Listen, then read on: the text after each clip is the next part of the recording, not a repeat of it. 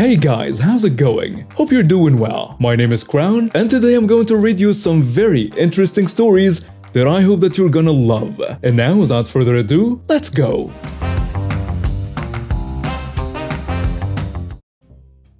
Muscular dystrophy is a medical condition I've had or started to actually suffer from its symptoms at the age of 6. As many may know, it's a progressive condition and it gets worse with age.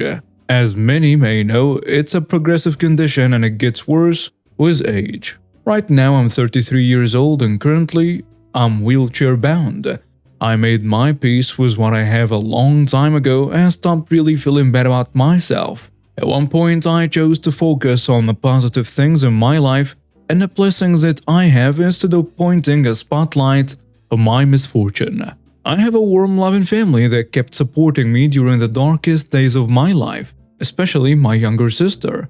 She has been my rock throughout all of our lives. When I was medically diagnosed with this condition, I later knew that my mother sat my sister down, simplified things for her as much as possible, and asked her to take care of her sister and look out for her even though she was a younger sibling. So since we were young, she was always very protective of me. We grew up having a wonderful relationship between the both of us, and for that, I will always be grateful. Now on to the story. Around 7 months ago, my sister decided to swing by my place to invite me for dinner at a fancy restaurant her husband is taking her and her young boy to. I told her that they should go as a young family without me and have a good time. But she insisted that I come and that her husband and little boy would really love it if I tagged along. So, I happily agreed. A couple of days later, they came to pick me up from home, then we drove to the restaurant. When we got there, the waiter took us to our reserved table and we started going through the menus so we could pick something to eat. Since the moment I stepped into this restaurant, I got really fascinated by how well organized and clean everything was. It gave a really warm and nice feeling. But I couldn't help myself but feel annoyed at one thing that didn't feel like it belonged in a place like this. A loud, obnoxious female voice coming from the table behind us, laughing loud, speaking loud, and using a really horrid language on top of it even though there were kids around. I didn't want to point this out to anyone on our table to not get annoyed with this woman as well, in case they managed to miss her terrible aura. We ordered our food and waited for around 30 minutes before it was put right in front of us. Then, as we were starting to dig in, we heard a loud thud coming from behind us, followed by a deafening shriek from the same awful voice that apparently annoyed everyone around throughout the whole night. I kinda struggled to turn around to look and see what happened, but as I managed to do so, I see this Karen sitting on the floor and holding her leg tight while screaming non-stop, clearly from pain I suppose. It turns out that she was leaving her table from the ladies' room and hit her leg hard against one of the tables on the way. Honestly, I didn't feel the worst when I heard this. I mean, she annoyed the hell out of me when I was supposed to spend some quality time with my sister and her young family. But I also don't think she deserved to be hurt like that just because she was loud and obnoxious. But soon after, she gave me a bigger reason why she deserves every bad thing that could happen to her. Her friends and some of the workers tried to help her up, but she claimed her leg wasn't feeling right when she tried to stand on it, and that she couldn't even get up to at least sit on one of the chairs. People started suggesting calling an ambulance, especially after she made it sound this serious, but then this woman lifted her head up for a moment, looked around the restaurant, then locked eyes with me. It definitely felt like one of those target-locked moments. It sent a chill down my spine. You, give me that chair you're sitting in. It has wheels, right? I could move around with it for the time being. I was like, what? It took a moment for me to realize she was actually talking to me. And I wasn't sure of that until she repeated what she said again, but this time with some select words that may have touched on my disability. But before I could answer, my sister stepped up and yelled at her. What the hell did you just tell her? Are you crazy? I don't know what your problem is, but she's definitely not giving you her wheelchair. I don't care if your leg is bruised, broken, or needs to be amputated. You're not getting a single thing out of us, especially with that entitled, condescending attitude of yours. Once that woman fully grasped what my sister had told her, she snapped. Instantly, she got up on her feet, her injured feet, and stormed towards us. At first, she tried reaching for my sister's hair, but when she realized she couldn't grab it because my sister was sitting at the far side of the table, she decided that I was an easier target and that I was practically right under her at this point. She grabbed me by the collar of my blouse and pulled me off my wheelchair with all of her strength.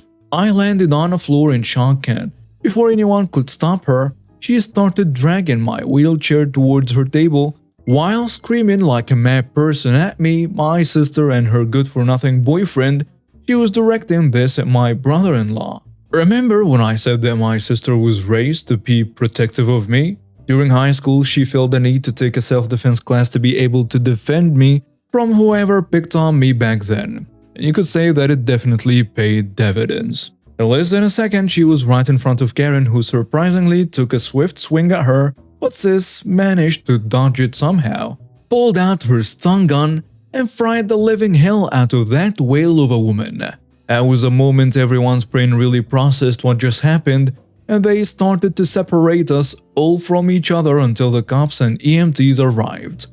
It may have felt like an eternity, but the action part didn't really take more than 10 to 15 seconds. Cops arrived and tried to detain my sister at first, but her lawyer husband managed to calm them down and have them check the footage before taking any actions they would later regret. By this point, my sister, with the help of her husband and a waiter, had helped me to my wheelchair and took me to a far corner in a restaurant until things got sorted out. After police officers reviewed the footage, it seemed as if asking us if we wanted to press charges or not was a dumb question. We absolutely did.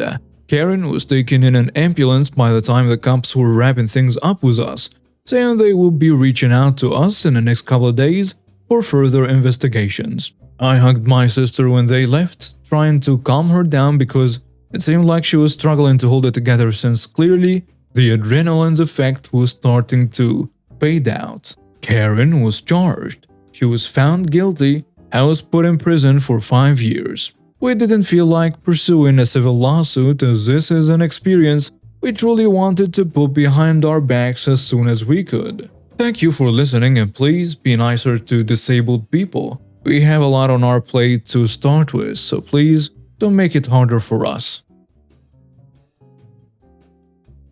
Okay, so I shared my little story with a few friends at a Discord and was told to share it with you fine people. This all happened a little over 10 years ago when I was just starting out in my mechanic career. It's a bit of a long read, but I believe it's worth the time.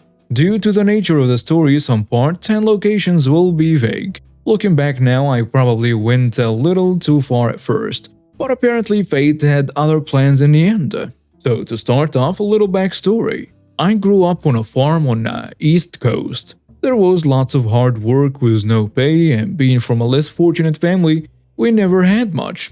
Growing up this way helped me appreciate what little I had. Once I was 16, I bought a car with a blown motor and rebuilt it while in auto class. I love that car. While working for an auto parts store, my mother decided to move down south. Parents were divorced long ago. And since my stepmother was a total witch, druggie, ruined my father's business, a kind of witch, I decided to leave everything behind and move in with my mother a few states away, a few months after turning 18. I barely had enough to get there. Once there, I helped pay the bills with my auto parts store job. For Christmas that year, Mom couldn't get me anything. We were barely getting by. So I scrapped up enough to get myself a stereo for my car.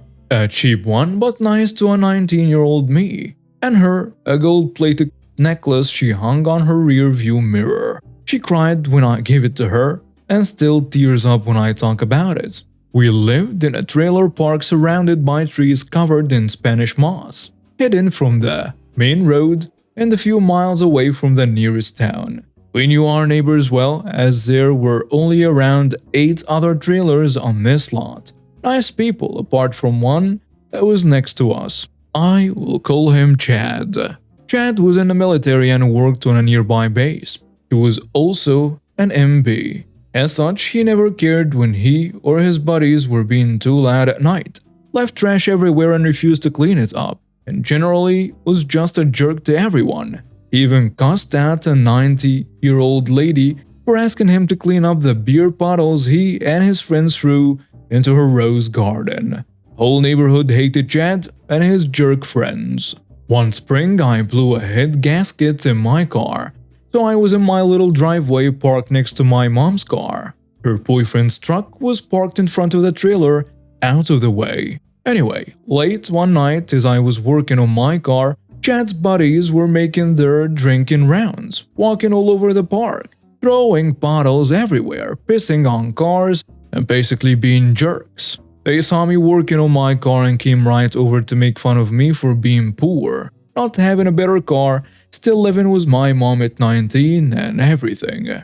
I tried to just ignore them since I was not a confrontational person.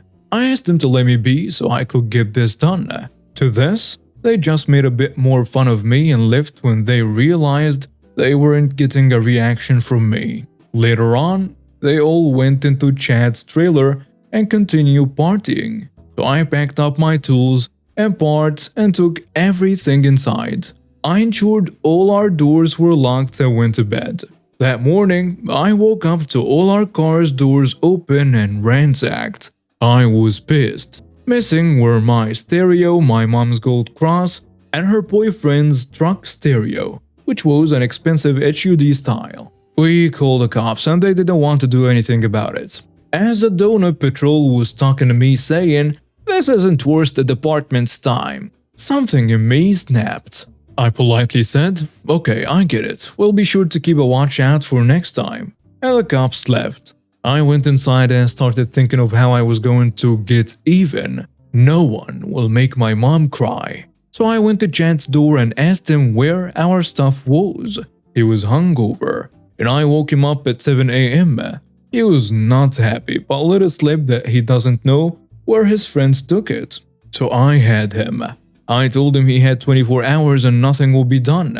He laughed it off and slammed the door in my face. It was on.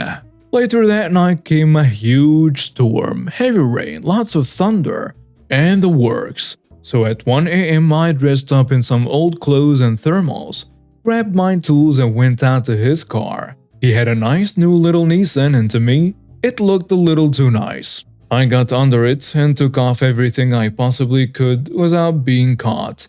I unbolted every nut, cut every wire, cut a few holes in a gas tank, sliced his tires from the inside sidewalls, and took off the oil pan. I went ape crazy on this poor little car. My father was a mechanic for many years and growing up with him I learned a lot about how to destroy a car without being noticed. Thanks to the storm, Chad never heard a thing.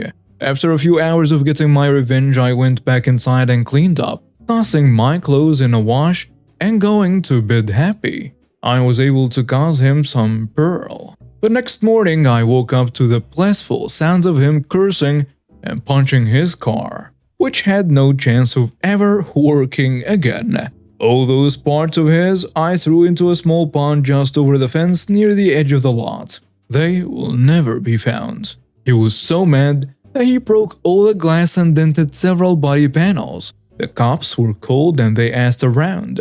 Everybody said he had anger issues and that it was within reason that he would take it out on his own car or his wife, who was hardly around due to him being him.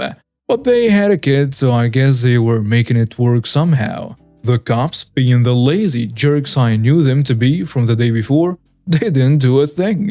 Chalked it up to him having issues and left. In any other revenge story, this will be it, right? I got my revenge and he has to pay. Oh, but as fate would have it, I was just a cog in life's plan to give him what he had coming.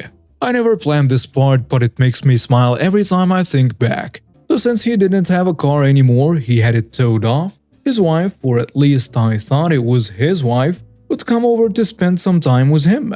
One thing that perplexed me is that there was no kid in tow as usual, and her voice was different. So I got a webcam and set it up in my window. A perfect spot to see who was coming in and out.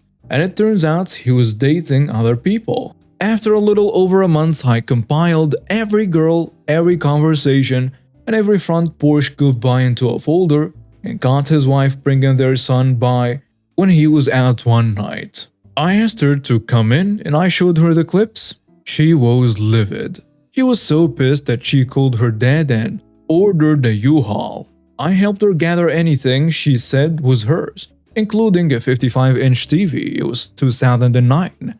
Those were still very nice. The fridge and even the washer and dryer. She gave me $100 for my time, hugged me and thanked me over and over for letting her know just how much of a jerk he really is. And that's when I told her he had done me wrong too and explained what had happened to me and my family. She was slack-jawed and called her dad again. She told me that this wasn't over, and she felt so bad for us having to deal with him.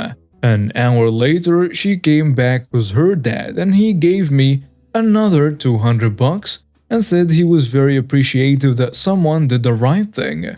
He shook my hand, thanked me again, and I never saw him again. The most amazing thing was when Chad came over after drinking and realized all his stuff was gone. He destroyed the trailer, kicked out walls and windows, ripped off the door and everything. The cops were called again by the old lady neighbor and he was put in cuffs and taken away. He was never heard from again, but I was told by the nice landlord who owned the whole lot that he was on the hook for all the damages and for rent, and he took him to court. They had to wait because apparently he made a fuss at the station and hit a cop. I don't know what happened after this since we moved. Oh, his life is probably still ruined, and I couldn't care less. I bought mom alternatives for what she lost. Me another stereo, one for mom's boyfriend too that wasn't as good as his old one, but was still nice. I told him the full story over a hangout with his friends, and we had the best night. Take care of your mechanic friends. And now we have reached the end of today's stories. Thank you for watching and see you next time.